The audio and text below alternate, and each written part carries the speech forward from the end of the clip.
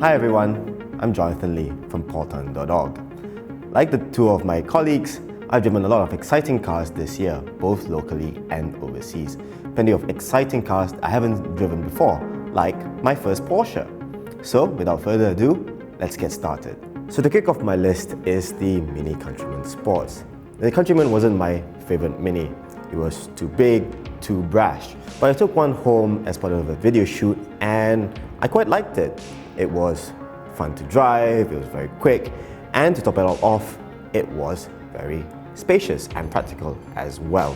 And of course, who doesn't like a Mini that's bright red and covered in black racing stripes, even though it's one the size of an SUV? So there you have it, my number 5 pick, the Mini Countryman Sports.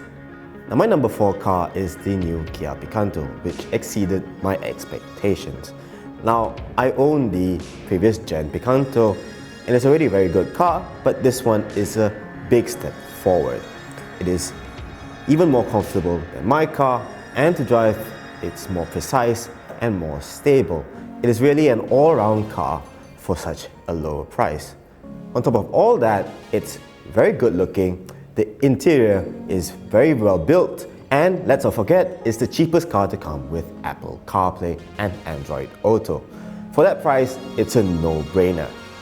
Now my number 3 was the BMW 530e Sport, and this one is a little bit personal. Earlier in the year, my grandmother passed away, and it just so happened that I had the car on loan.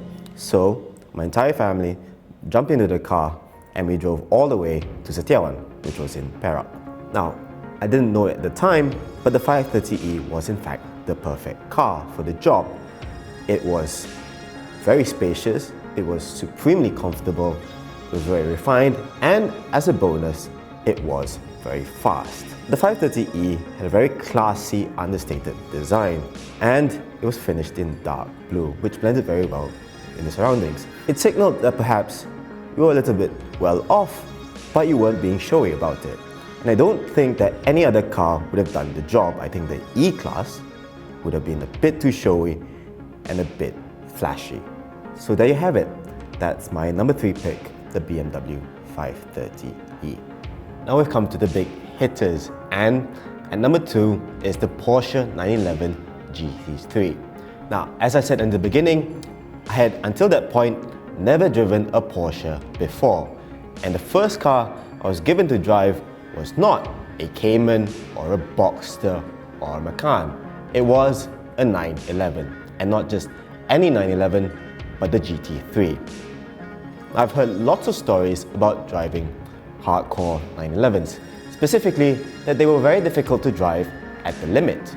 Of course, they were very fast and rear-engined, so if you drive them very quickly, you lose the back end, it just snaps at you and you're in a tree somewhere. But I didn't have to worry about all of that with the GT3 because it was a very precise and very pure track machine, and its only goal is to help you around the track as quickly as possible. So it had no vices, no sudden surprises, and the one thing I have to give it credit for is that it worked so well behind the scenes that I started forgetting about what the car was like and I just focused on the lap times. So for that, the 911 GT3 comes in at a very close second. And so to my number 1 pick, and that has got to be the Mercedes-AMG G63. I wasn't expecting very much when AMG decided it would stuff a 4-litre twin turbocharged V8 from the AMG GTR into this big boxy 4x4. Oh, how wrong I was, because this G-Class was very good on-road.